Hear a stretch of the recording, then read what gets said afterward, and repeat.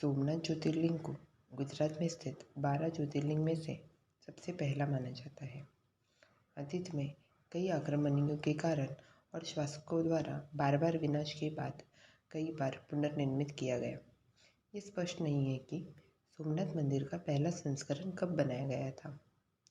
मंदिर को 16 बार नष्ट किया गया था और फिर से बनाया गया और हिंदू धर्म के इतिहास में सबसे अमीर मंदिरों में से एक माना जाता था। मंदिर की उत्पत्ति के पीछे की कहानी इस प्रकार है। शिव पुराण के अनुसार चंद्र अथवी और अनुषा के पुत्र थे।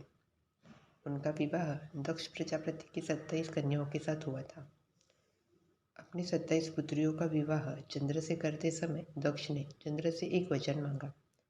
उन्होंने चंद्र से कहा कि वो उनकी सभी 27 बेटियों से समान प्रेम करे तथा उनके साथ समान व्यवहार करे। विवाह के कुछ समय बाद चंद्र ने अपनी एक पत्नी रोहिणी के प्रति विशेष रूप से आकर्षित हो गए।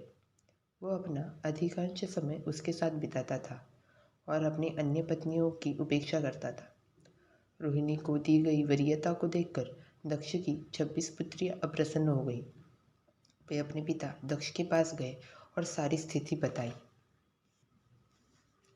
अपनी अन्य 26 पुत्रियों के साथ हुए पक्षपात और अन्याय को देखकर दक्ष क्रोधित हो गए। इस क्रोध में उन्होंने चंद्र को श्राप दिया कि वो अपनी चमक और आभा खो देगा और अंततः लुप्त होकर मर जाएगा। मरते हुए चंद्र को समझ कुछ नहीं आया कि क्या करे और उन्होंने दक्ष से अपना श्राप वापस लेने की विनती की, लेकिन तब तक बहुत देर हो चुकी थी। चंद्र भगवान ब्रह्मा के पास शाप से मुक्ति पाने के लिए गए। ब्रह्मा ने चंद्र को सलाह दी कि यदि वो भगवान शिव को उनके महामृत्युंजय मंत्र का जाप करके प्रसन्न करे तो वो श्राप से मुक्त हो सकते हैं। आशा की इस पतली किरण को थामे हुए चंद्र प्रसिद्ध पवित्र भूमि प्रभास पटन गए, एक लिंग की स्थापना की और शिव से प्रार्थना की। चंद्र की भक्ति से प्रसन्न होकर शिव प्रकट हुए और कहा कि यद्यपि मैं दक्ष के श्राप को पलट तो नहीं सकता, परंतु कुछ हद तक उसे नरम अवश्य कर सकता हूँ। इस दिन से शुक्ल पक्ष में 15 दिन तक तुम्हारी चमक बढ़ती रहेगी और फिर कृष्ण पक्ष में 15 दिनों तक तुम क्षीण हो जाओगे। पूर्णिमा के दिन तुम अपने तेज से पूरे संसार को भर दोगे और अमावस्या के दिन गायब हो जाओगे। चंद्र को बढ़ते घटते का विचार से निराशा हुई। शिव ने उन्हें सांत्वना देते हुए कहा कि वे अंध्रचंद्र धारण करेंगे ताकि वो अपने भक्तों का ये दिखा सके कि वो अपने सबसे बुरे क्षणों में भी उनके प्रिय है। इस प्रकार शिव को चंद्रशेखर या सिर पर चंद्र धारण करने वाले के रूप में जाना जाने लगा।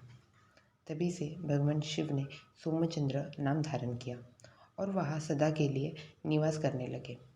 अंततः मंदिर को सोमनाथ नाम से जाना जाने लगा, जिसका अर्थ है चंद्र के देवता।